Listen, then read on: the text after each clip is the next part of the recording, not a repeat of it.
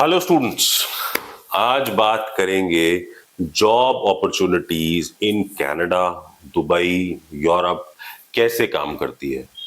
जैसा कि आपको पता है, फिटनेस में बहुत सारी जॉब्स हैं जो इंडिया से बाहर भी मिलती है।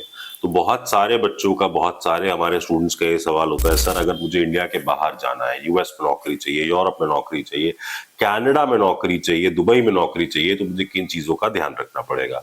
तो आपको समझना पड़ेगा कि सबसे पहले ये सारे देश काम कैसे करते हैं। जब भी आप इमिग्रेट होने का सोचते हो कि मैं किसी और देश में जाकर काम करूं, तो वहां पर आपको सबसे पहले वर्क वीजा अप्लाई करना होता है।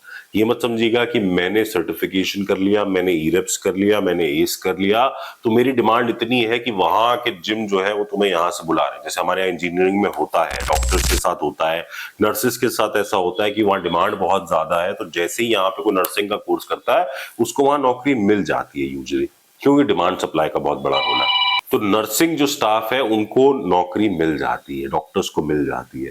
पर अभी फिटनेस में इतना स्कोप नहीं बना कि वो ह्यूमन रिसोर्स अपनी इंडिया से हायर करे। कॉस्ट में बहुत फर्क नहीं पड़ता। तो इसीलिए आपको अगर बाहर नौकरी चाहिए तो आपको बाहर जाना पड़ेगा, क्वालिफिकेशन आपके पास है, वहां का वर्क वीजा लेना पड़ेगा और जिम्स में जाके अप्लाई करना पड़ेगा। जैसे दुबई का मैं आपको बता सकता हूँ, बहुत सारे इंडियंस जाना चाहते हैं। आज से 5 साल पहले, कोविड से जस्ट पहले की अगर बात बताऊं, तब आपको बेसिक सैलरी वहां मिलती थी 5,000 दिरहम, प्लस आपको पीटी कमीशन मिलते थे। अब मुझे सुनने में आया कि वो सैलरी घट के 3,500 या 4,000 दिरहम हो गई है, पीटी कमीशन कम हो गए हैं, और जिम्स को बोला गया है कि सारे ट्रेनर्स एक नेशनैलिटी के मत रखो। ऐसा नहीं होगा कि एक जिम में सारे ट्रेनर्स जो है वो इंडियंस है। कुछ इंडियंस रखो, कुछ फिलिपिनोज रखो, कुछ गोरे रखो, और एक मिक्स्ड वेराइटी ऑफ स्टाफ रखने की कोशिश करो। ये मैंने नहीं बोला, ये दुबई के जिम्स में हो रहा है। तो अगर आपको लग रहा है कि बाहर बहुत स्कोप है, बिल्कुल है, बट उसके लिए मेहनत आपको करनी पड़ेगी, अच्छा कोर्स करके आपको जाना पड़ेगा, वहां जाके नौकरी ढूंढनी पड़ेगी। आप ये सोचो मैं यहाँ से बड़े जिम चेन्स को मेल लिख देता हूँ, जैसे हमारा टाई अप है बड़े जिम के साथ, दुबई में हमारा टाई अप अभी एनी टाइम खुल रहा है, उसके साथ है। हम एनी टाइम के थ्रू आपको यह लेटर भी दिलवा देंगे, बट नौकरी तो वहीं जाके अप्लाई करनी पड़ेगी ना। वहां से वो लोग आपको नौकरी नहीं भेजेंगे, आपका वीजा नहीं कराएंगे।